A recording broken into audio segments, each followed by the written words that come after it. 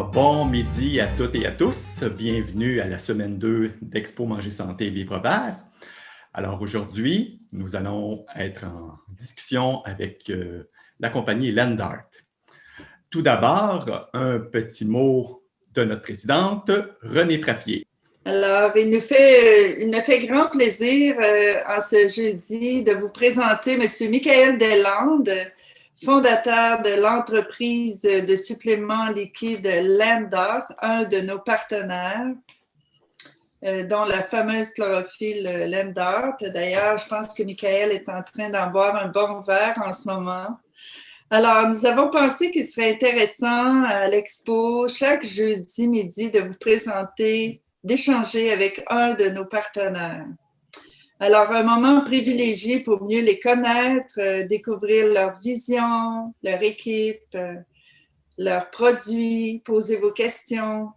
Quand on connaît ce qui se passe derrière un produit, c'est certain qu'après, ce n'est pas la même relation que nous avons avec ce produit. Et il est bon aussi parce que derrière un bon produit se cache souvent une histoire humaine des plus intéressantes. Alors, j'ai très hâte d'entendre Michael. Et de plus, en plus des jeudis, le mercredi ou le vendredi, nous aurons aussi des invités qui viendront donner conférences et démonstrations culinaires. Alors, comment connaître l'horaire de tout cela, c'est qu'il faut aller visiter nos réseaux sociaux, vous inscrire à notre infolette ou aller sur notre site Internet. Alors, j'ai bien hâte de t'entendre, Michael. Alors, avec Jacques Landry, vous allez échanger. Alors, à vous, messieurs. Merci beaucoup, René. Alors, Michael, bienvenue à bord. Merci, merci. Excellent. Donc, comme disait si bien René, derrière chaque entreprise se cache une belle histoire. Donc, c'est ça qu'on va apprendre un peu à connaître un petit peu plus à travers cet entretien qu'on a ensemble. Donc, Lendart, les produits Lendart, comment tout ça a commencé, mon cher? Ça a commencé il y a plus de 25 ans. Moi, à l'époque, j'étais un aromaticien, donc je travaillais dans des formules de toutes sortes. Alors, je connaissais la chlorophylle, bien sûr, mais la chlorophylle ne faisait pas partie à l'époque des suppléments bien connus au Canada. Et puis, j'avais développé une chlorophylle buvable et qui a fait sensation. Et puis, c'est comme ça qu'est né Lendart.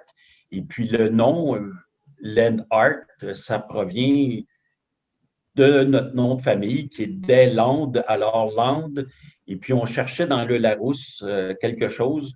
Puis, on est tombé par hasard sur Lendart, qui était dans le Larousse français, qui veut dire l'art de travailler avec la nature. Alors, je trouvais que ça allait exactement avec notre vision, ce qu'on voulait faire.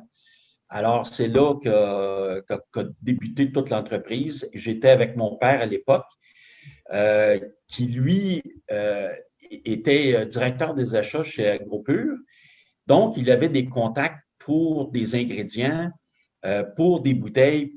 Alors, ça a été d'une aide fantastique au départ de Lennart. Et puis, voilà, maintenant, presque 30 ans plus tard, on est bien établi avec une usine qui fonctionne avec des employés, plus de 50 employés. Ça va très, très bien. Alors, comme quoi, le petit train va loin. Donc, une entreprise familiale d'ici, locale, tout est fabriqué ici. Tout est fabriqué à Varennes. Au départ, on était à Grenby, mais lorsqu'on a eu un besoin d'agrandissement, on a trouvé une usine à Varennes. Alors maintenant, on est situé à Varennes. OK. Donc, toute l'équipe, le siège social, tout ça, c'est tout local et puis c'est quelque chose qui rayonne à travers le Canada, j'imagine. Exact. On vend partout au Canada. On est sur Amazon depuis peu. nos produits, on n'arrête pas de chercher des produits. Le problème avec les produits, c'est la source des ingrédients et la qualité des ingrédients. Si, par exemple, je parle de la chlorophylle, il y a plusieurs sources de chlorophylle, il y a plusieurs compagnies qui fabriquent un extrait qui vont contenir des chlorophylles, mais elles ne sont pas tous égales. Alors, nous, notre force, c'est de trouver des ingrédients les plus près de ce qu'on recherche. Mm-hmm. Donc, à travers ça, c'est toute l'expertise que vous mettez en place, toujours le professionnalisme. Puis là, je pense que vous avez quand même une équipe de scientifiques, là, les formulations, tout ça, là, vous êtes vraiment là, axé sur cette qualité-là aussi. Effectivement, tout est basé sur la science. Moi-même, je suis biologiste. On a une PhD en chimie. On a des gens qui sont des techniciens. On a des microbiologistes. On a des nutritionnistes. On a toute une équipe. Puis à chaque fois qu'on développe des nouveaux produits, il y a des discussions très, très mitigées parce que chacun apporte une différente option, une différente vue, et puis on arrive à un consensus avec un produit qu'on pense être le meilleur sur le marché. Alors, si tu le permets, on va juste regarder une petite vidéo de votre entreprise qui vous présente à travers tout ça. Merci.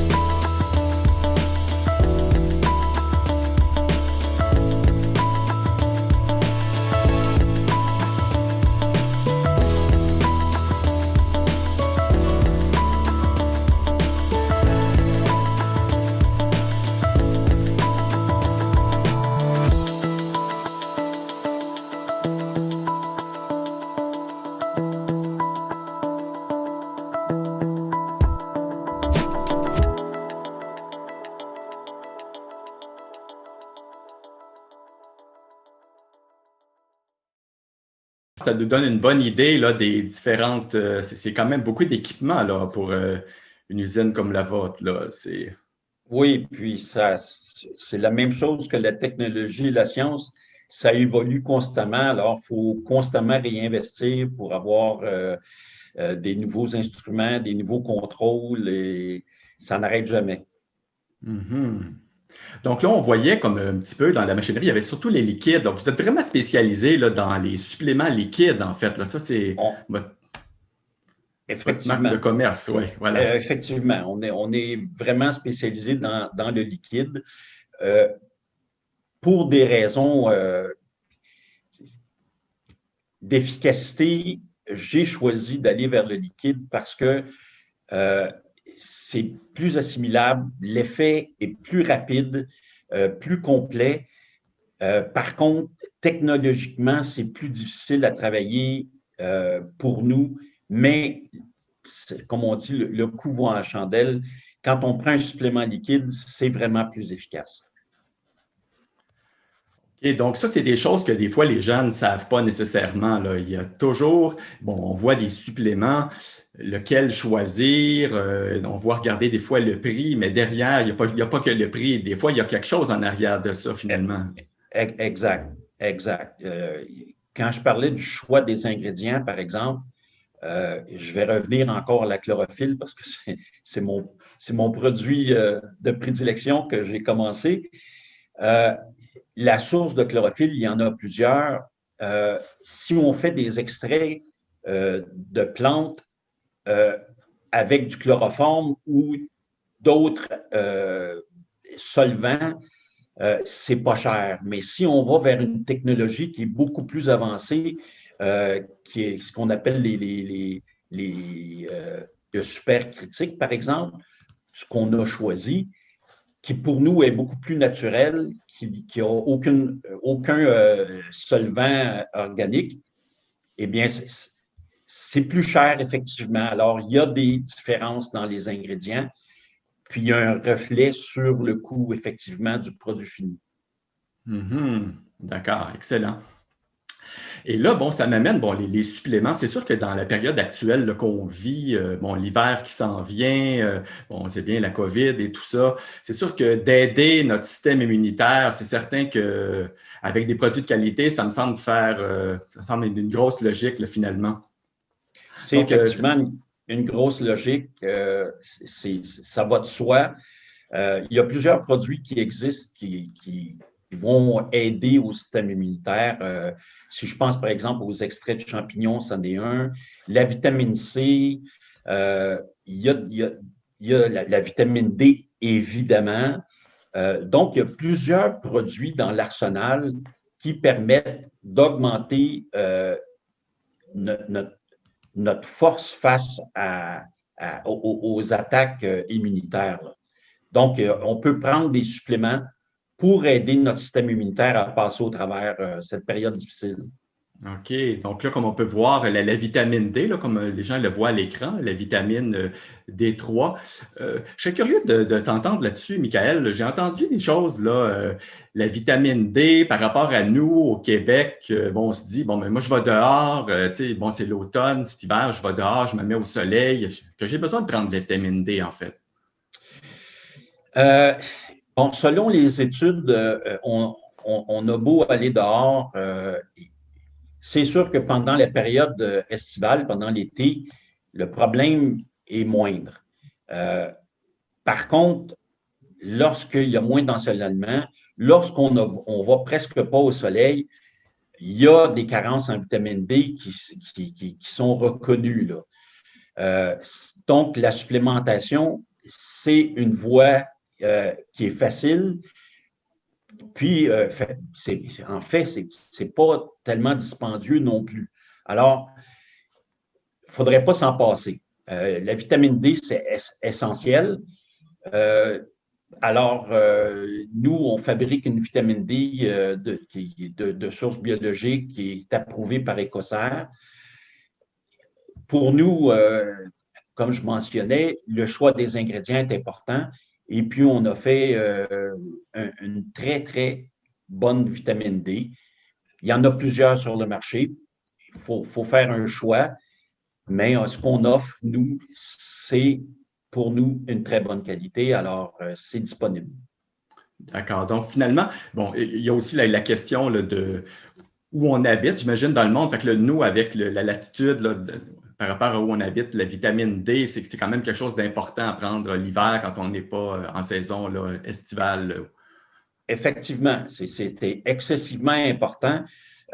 Même les études ont démontré, il y a beaucoup d'études américaines qui pourtant n'ont pas le même problème d'ensoleillement que nous. Il y a quand même des carences là-bas. Donc, ça doit être encore pire parce qu'il n'y a pas d'études spécifiques pour le Québec, là, en passant. Mm-hmm. Mais avec les études qui ont été faites à l'international, le carence est noté partout. Là. OK, donc c'est une belle police d'assurance là, pour appuyer notre système immunitaire que de prendre de la vitamine D. Puis c'est pas si cher que ça, dans le fond. Là, fait que exact. excellent. Puis dans cette diapo, on voit aussi là, bon, la vitamine C dont on a parlé, effectivement. Et bon, il y a de l'extrait de champignons aussi. Ça aussi, Oui, là, les l'extrait de champignons, c'est un l'extrait de monde. champignons, oui, les champignons sont adaptogènes. Euh, la force immunitaire des champignons réside dans ce qu'on appelle les polysaccharides qu'ils contiennent.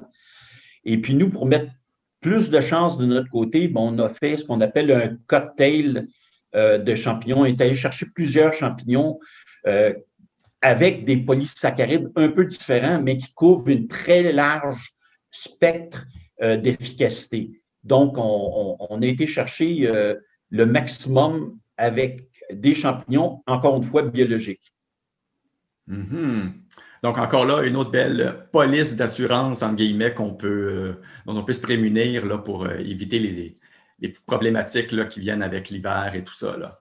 Oui, puis en parenthèse, l'extrait de champignons que l'on offre, on peut faire des recettes avec, c'est très, très bon. Ça peut être mélangé à des sauces. Il y a plein de gens qui se sont amusés à faire des recettes avec. Même les gens qui n'aiment pas les champignons parviennent à le prendre.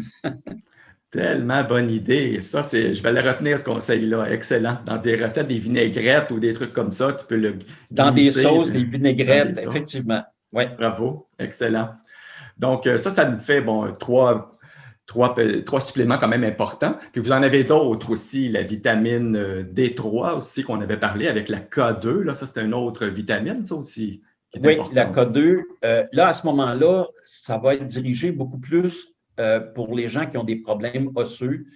La K2 va être un supplément important pour le support de tous ceux qui ont des problèmes osseux. Par exemple, là, la K2 pour la masse osseuse est très, très, très efficace.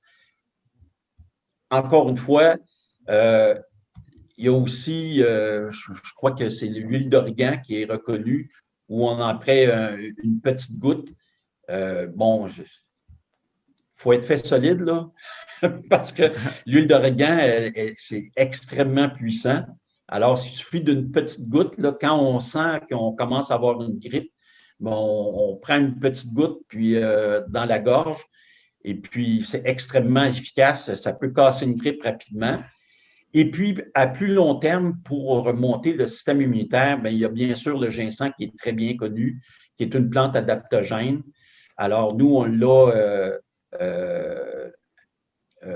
on l'a développé avec également de la gelée royale. Mm-hmm. Donc, encore là, c'est tout à rajouter à notre arsenal de supplémentation là, pour être certain qu'on passe un hiver, surtout avec les conditions mondiales qu'on vit actuellement. Tous les outils qu'on peut mettre de notre côté pour s'empêcher des problématiques, c'est une bonne chose de mettre ça dans son quotidien, quoi. C'est une belle boîte à outils. Excellent. Puis toujours en mentionnant qu'il y a toujours des qualités différentes là, d'une marque à l'autre qui fait que c'est ça qui fait la différence là, finalement. Oui, c'est effectivement, c'est sûr que si je me mets à la place du consommateur, c'est jamais facile, mais on peut développer une confiance dans une compagnie. On peut se renseigner aussi, et pas seulement qu'à un seul endroit. Il faut avoir des sources fiables. Sur Internet, on trouve de tout. Surtout pas se fier à du marketing de compagnie. Il y a des études qui existent. Faites le tour. Les études, c'est compliqué à lire. Et puis, elles finissent toujours par dire que c'est pas suffisant parce qu'on n'a jamais été jusqu'au fond de quelque chose. Mais il y a effectivement de l'information qui circule. Il faut faire le tour. Mm-hmm. Excellent. Donc, si je peux me permettre, on va passer à un autre produit là, que vous avez qui est assez populaire. C'est des questions en même temps qui sont rentrées d'avance là, par rapport à un autre produit qui est l'aloe vera. Oui. Donc, un autre produit intéressant, je pense, l'aloe vera. Oui, l'aloe vera, c'est un produit qui est connu depuis des millénaires. Il fait même partie du manuscrit découvert en Égypte là, sur les plantes médicinales. l'aloe vera, c'est un produit merveilleux qui peut être utilisé topiquement et nous, on le fait des deux façons. C'est un produit qui, par exemple, pour des problèmes digestifs, va être extrêmement efficace. Ça peut aller jusqu'aux problèmes intestinaux et ce qu'on appelle les reflux gastriques. Alors, il y a deux produits. En gros, on a le gel et on a le jus. La différence entre les deux, parce que à la base, ce sont les mêmes ingrédients. C'est le même aloe vera dans les deux. Le gel, on va donner une texture à partir d'une gomme. Encore une fois, c'est important, je parlais du choix des ingrédients. La gomme qui est utilisée pour faire le gel, c'est de la gomme xanthane. Et le choix de la gomme xanthane, c'est parce que c'est la seule gomme qui peut être diluée et soluble à l'eau froide. Donc, notre aloe vera n'a jamais subi de traitement thermique. Contrairement, si vous regardez d'autres aloe vera sur le marché, si vous regardez la gomme qui est utilisée, mais ça va être souvent des carragénates, ça peut être de la mousse d'Irlande, ça peut être différentes gommes qui, elles, ont besoin d'être chauffées. Donc, ça veut dire que l'aloe vera en question a été chauffé pour permettre la solubilisation des gommes. Alors, quand je parlais du choix des ingrédients qui est important, bien, ça va jusque-là. Maintenant, la différence entre les deux, la gomme a été ajoutée pour donner une texture. Donc, spécifiquement pour ceux qui ont des reflux gastriques, on va préférer le gel puisque ça va un peu tapisser toute la gorge et puis ça va la protéger contre les brûlures des refluents gastriques. Le jus, lui, va être préférable pour les gens qui ont des problèmes plus intestinaux. Alors, à ce moment-là, ils n'ont pas besoin d'avoir une texture puisque l'aloe vera peut être prise de la même façon. Ceci dit, ils peuvent prendre le gel également, mais il faut avouer que prendre le gel, c'est moins agréable que prendre le jus. Mm-hmm. Excellent. Donc, j'ai une question qui, si tu veux, on va se promener entre les questions qu'on reçoit au fur et à mesure et notre discussion. On parlait de la B12, en fait. Il y a une question ici qui nous vient, à savoir, est-ce qu'on devrait prendre la B12? Bon, puis cyano et cobalamine. Est-ce qu'il y a une différence? Personne ne sait quoi acheter, en fait, là. Bon. Là-dessus, encore une fois, il y a beaucoup de désinformations qui circulent, qui proviennent du marketing de compagnie, où il y a un débat entre la méthylcobalamine et la cyanocobalamine. La cyanocobalamine, c'est la vitamine B12 qu'on connaît depuis longtemps. Et puis récemment, ils ont rajouté la méthylcobalamine comme un supplément en disant qu'il était supérieur. Ce qui est faux. La méthylcobalamine, parce que la vitamine B12, on l'appelle de cette façon-là, mais dans notre métabolisme, il y a 3 formes de vitamine B12, dont la méthyle. Mais ce n'est pas parce qu'on retrouve de la méthylcobalamine dans notre sang que c'est celle-là qu'on doit prendre. Si vous prenez de la cyanocobalamine, votre métabolisme va transformer cette cyanocobalamine dans les 3 formes que votre métabolisme a besoin. Si vous prenez de la méthylcobalamine, ben, vous allez avoir que la méthylcobalamine, donc le ratio pour les 2 autres ne sera pas là. Ceci dit, vous pouvez prendre la cyanocobalamine, puis vous allez couvrir les 3 sources, ce qui n'est pas le cas avec la méthylcobalamine. De plus, si vous prenez beaucoup de méthylcobalamine, on peut créer ce qu'on appelle de la méthylation, et puis c'est ce qui crée, par exemple, les problèmes de métaux lourds. Quand on fait une méthylation des métaux lourds, c'est là que les métaux lourds deviennent dangereux. Alors, pour cette raison, moi, je ne vais pas vers le méthylcobalamine. C'est la différence qu'il y a entre les deux. la vitamine B12 va être très importante pour les gens qui sont végétariens, véganes, parce que la source alimentaire de B12, ça provient du règne animal. Ça n'existe pas dans le règne végétal. Donc, ces gens-là sont un peu obligés de se supplémenter avec la vitamine B12. C'est excessivement important. Donc, ceux qui ont des régimes très pauvres en viande, par exemple, ben, c'est fortement suggéré de prendre un supplément de B12. Excellent. Beau conseil qui est très important, effectivement, pour les gens végétariens, effectivement.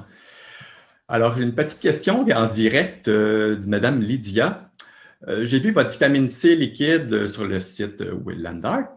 Ce n'était pas indiqué combien de vitamine C il y avait dans une dose de une cuillère dans une cuillère de vitamine. Combien de vitamine C? Oui, c'est indiqué sur l'étiquette. Indiqué. Tous nos produits ont des indications très précises sur les ingrédients. Alors, moi, je l'ai ici dans mes mains, là, la vitamine C, et puis c'est marqué la posologie. Il y a même pour enfants, adolescents et adultes. Et puis, ingrédients par 5 ml. 5 ml, c'est une cuillerée à thé. C'est 250 mg par cuillerée à thé. C'est indiqué sur l'étiquette. Excellent. Alors voilà, Lydia, j'espère que ça a répondu à votre question. Maintenant, une autre question de France ici qui dit, si je prends la silice avec de l'eau et le concombre, est-ce que je peux mettre de la chlorophylle dedans? La chlorophylle, elle est très, très particulière. La chlorophylle ne tolère pas l'acidité. Si vous la prenez pure chlorophylle dans l'eau, à ce moment-là, vous allez garder son pouvoir de lutter contre l'acidité vierge. Autrement dit, vous allez le prendre, puis l'effet anti-acidité va faire son effet dans votre métabolisme. Si vous la mélangez, par exemple, avec un produit qui contient un peu d'acide, comme la silice contient un peu d'acide, les concombres contiennent un peu d'acide, les fruits contiennent un peu d'acide, ben, on va diminuer l'effet de la chlorophylle au point de vue pour le balancement du pH de votre organisme. Ça n'enlève pas le côté antioxydant de la chlorophylle, mais on va perdre un peu de ses capacités de lutter contre le pH acide. Est-ce que ça répond? Hein? Oui? Oui, j'imagine que oui, effectivement. Je trouve que c'est bien répondu. Si tu permets, on avait une petite diapositive que j'avais sur la chlorophylle aussi, pour savoir, bon, d'où vient votre chlorophylle, en fait. Oui. Donc, bon, on dit que c'est le pigment vert des plantes. Ça provient de la luzerne sauvage, en fait. Oui, exact. Okay. Et quand je parlais de l'extraction, cet extrait à froid, c'est ce qu'on appelle une extraction supercritique qui est fait avec du CO2 liquide sous pression. Et puis, lorsque la chlorophylle a été extraite, mais la pression est relâchée et puis le CO2 s'en va en gaz. Il va être repris et recondensé en liquide, puis on va le réutiliser tout le temps. Donc, l'extrait, à la fin, ne contient aucun solvant. D'accord, excellent.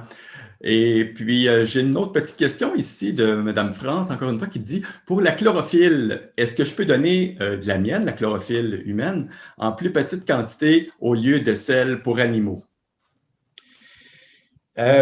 Oui, mais c'est préférable de donner celle pour animaux pour la simple raison que, à moins que vous preniez la chlorophylle qui a aucun arôme, là, on a une chlorophylle concentrée en compte-gouttes qui, elle, serait possible à donner aux animaux. Par contre, on a des chlorophylles avec des arômes, par exemple des arômes de pommes ou des arômes de menthe. Ça contient également de la glycérine. Celle-là, je ne la donnerai pas aux animaux. Mais la chlorophylle 15X qu'on dit dans un compte-gouttes pour humains, ça fonctionne. Mais on a également une chlorophylle pour animaux qui est faite pour animaux. Excellent, excellent. Et puis, on a une petite question encore sur la B12. Est-ce qu'il y en a de la B12 dans les algues, les pousses et les germes? Est-ce que c'est suffisant ce qu'on se retrouve là-dedans? Il y a un petit peu de B12.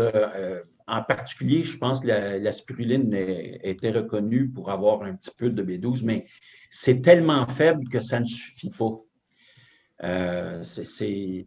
Faudrait prendre des quantités astronomiques là, de spiruline pour pouvoir avoir une supplémentation adéquate. Donc, ce n'est pas une bonne source de vitamine B12. Là.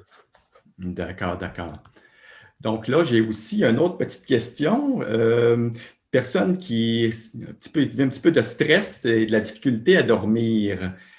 Qu'est-ce que vous me conseillez? Qu'est-ce que je peux prendre, Madame Erika? Oh là là, ça, c'est un problème extrêmement répandu et extrêmement difficile à répondre parce que le problème de sommeil peut être dû à un paquet de facteurs. Donc, oui, on a des produits sur le marché qui vont être des aides sommeil. La mélatonine en est un qui est bien connu. Mais ça ne veut pas dire que ça va résoudre votre problème particulier. Il faut y aller presque par essai et erreur. Il y a de la camomille qu'on peut prendre, on a des extraits de plantes qui sont là, qui vont vous aider. Mais gardez en tête que le problème à l'origine du manque de sommeil est différent chez plusieurs personnes, puis il faut trouver le supplément qui va fonctionner. Ceci dit, la mélatonine, les gens ont tendance à en prendre plus qu'il en faut. Faut garder en tête que pour la moyenne des gens, il faut prendre 3 mg de mélatonine pour que ça ait un effet. Pour certains, c'est un peu plus, et pour d'autres, c'est un peu moins. Puis, il faut garder en tête que si on dépasse la dose qui peut être efficace pour nous, bien la mélatonine peut avoir l'effet contraire. Donc, on peut avoir des difficultés à dormir si on a pris trop de mélatonine. Donc, il faut vraiment trouver le bon dosage qui fait notre affaire à nous. Et puis, il n'y a pas personne qui est pareil. Alors, oui, il y a une moyenne qui est faite, qui est 3 mg. Mais ça peut être moins pour certains, puis ça peut être un peu plus pour certains autres. Donc, de là, de dire effectivement, les produits d'aliments naturels, il y a une efficacité, puis il faut faire attention, puis adapter ça là, vraiment. Oui, parce qu'il n'y a personne qui a le même métabolisme. Et puis, comme je parlais pour les problèmes de sommeil, mais ça peut être dû par un paquet de facteurs. Alors, il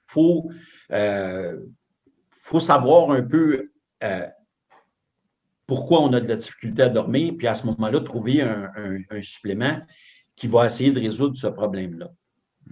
Mais la difficulté est là, c'est de trouver pourquoi on ne dort pas. Effectivement.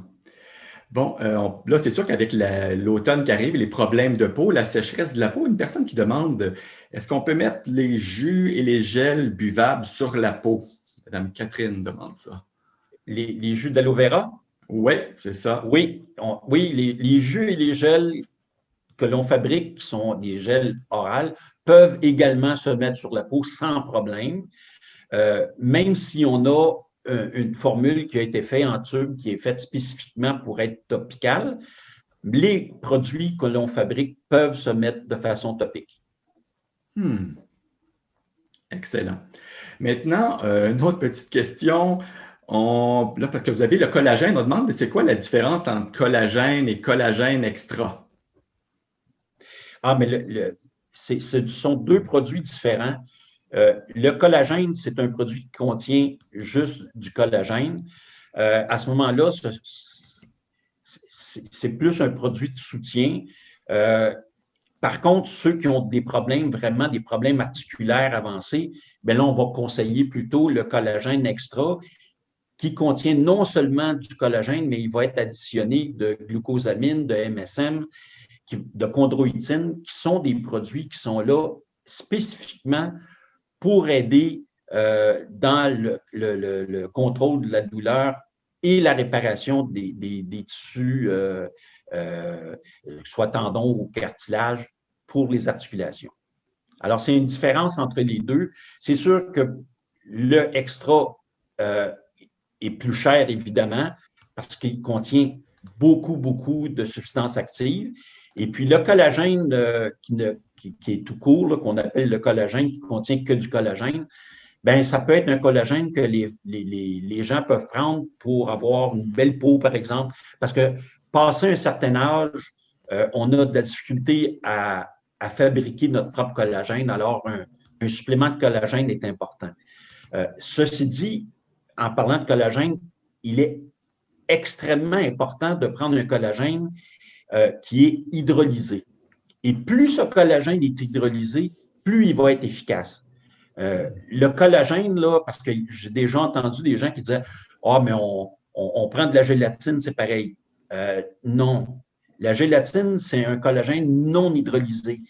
Lorsque vous ingérez cette fameuse gélatine, il n'y a qu'un faible pourcentage de cette gélatine-là qui va être transformée et hydrolysée, puis qui va finalement être utile. Autrement dit, quand vous voulez réparer un mur, bien, si on prend un mur, ça ne va pas bien boucher un trou, mais si on prend des petites briques, on peut faire ce qu'on veut avec. C'est un peu la même façon que le métabolisme travaille, c'est qu'on va chercher les petites briques que le collagène hydrolysé nous donne, puis on va faire des réparations dans notre corps. C'est ça qui est la différence entre les deux. Maintenant, quand je parlais de la différence des ingrédients, puis notre effort pour aller chercher les meilleurs, il y a plusieurs façons d'hydrolyser des collagènes.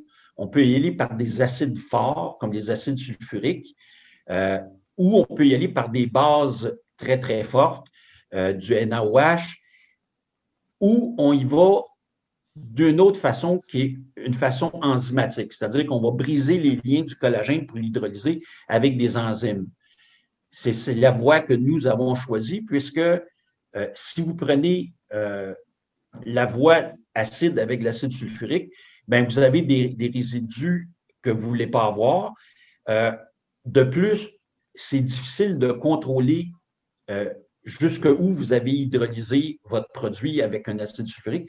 Et c'est la même chose avec les bases très fortes. Vous allez avoir des résidus que vous trouvez dans du collagène que vous ne voulez pas avoir. Alors, c'est pour ça que nous, on a été vers un collagène qui est hydrolysé de façon enzymatique. À ce moment-là, il n'y a pas de résidus, puis le collagène est fortement hydrolysé à 99,8 %. Encore, mais ça, c'est des étapes de plus, là, finalement. C'est sûr que ça vous donne plus de travail là, dans toutes ces étapes-là. Ça se reflète dans la qualité, j'imagine, du produit final. Ça se reflète dans la qualité, ça se reflète dans le prix, bien sûr. Tout est là, mais c'est notre choix d'ingrédients. On y va de façon scientifique pour essayer de trouver les meilleurs ingrédients. D'accord, excellent. Maintenant, il y a une petite question assez spécifique. Quelqu'un qui a Monsieur Laprise qui dit que j'ai un liquide de Chardon-Marie à l'orange de Lundart avec une date d'expiration juillet 2020. Est-ce encore bon? Ouais, ça, c'est bon. Nous, par Santé Canada, on doit faire des tests et il y a plusieurs facteurs qui rentrent en compte lorsqu'on dit qu'il y a une date. C'est pas. Quand on parle de produits de santé naturelle, ce n'est pas un meilleur avant. C'est vraiment une date de péremption. Puis la date de péremption est basée sur les actifs qu'on y retrouve ou, par exemple, le goût. Si le goût a diminué tellement que ça devient plus difficile à prendre, bien, le produit n'est plus bon. Puis au niveau des actifs, puis un qui est facile par exemple, je vais vous donner un exemple, là, la vitamine C. La vitamine C, au cours du temps, elle s'oxyde. Puis, si on dit qu'on a 250 mg de vitamine C par 5 ml, ben, il faut qu'à la date mentionnée, la date de péremption, il faut qu'il y ait encore ce 250 mg de vitamine C. C'est un peu la même chose avec les extraits de plantes, sauf que c'est assez difficile de mesurer ce qui reste vraiment. Alors, on a mis des dates. Est-ce que le produit est encore bon? Si vous l'avez gardé au frigo, si vous avez donné les meilleures façons de le garder, si vous avez gardé ça sur le comptoir avec le bouchon ouvert, c'est sûr qu'il est moins bon. Alors, en théorie, il faudrait respecter la date qui est indiquée parce que c'est la date qu'on a mis et c'est pas un meilleur avant. C'est pas comme un yogourt, là.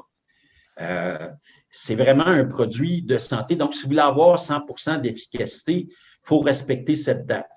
Est-ce que le produit n'est plus bon? Non, je ne dirais pas ça. Le produit peut être encore bon, mais il ne sera probablement pas aussi efficace qu'un produit avant la date. Excellent. Merci beaucoup.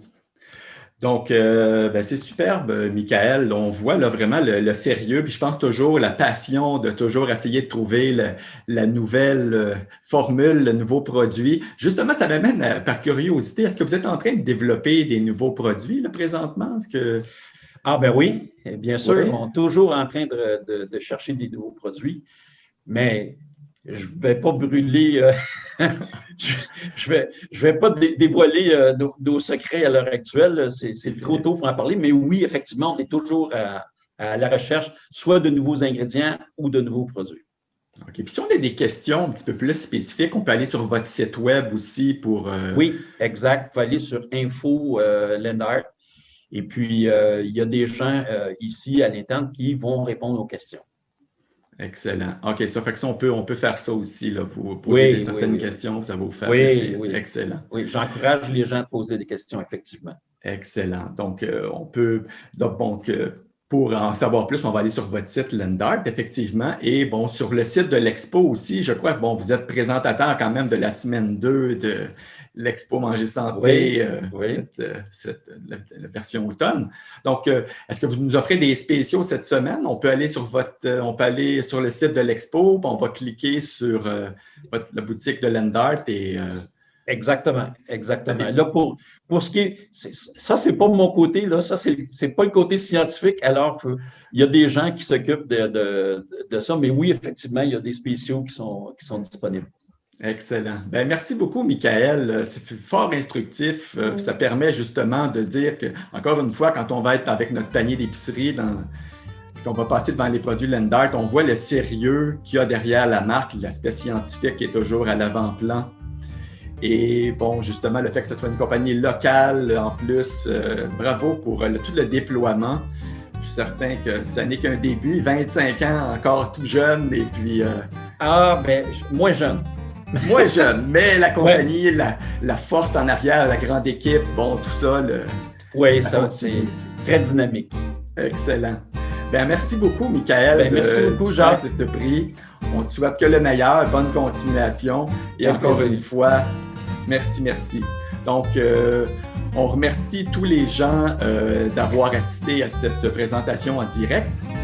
On vous invite à nous retrouver là, sur le site expomangersanté.com pour toutes les informations des prochaines semaines et pour justement le lien qui va vous mener à la boutique de Lendart.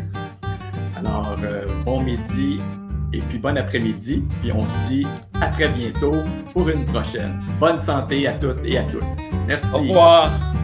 Au revoir.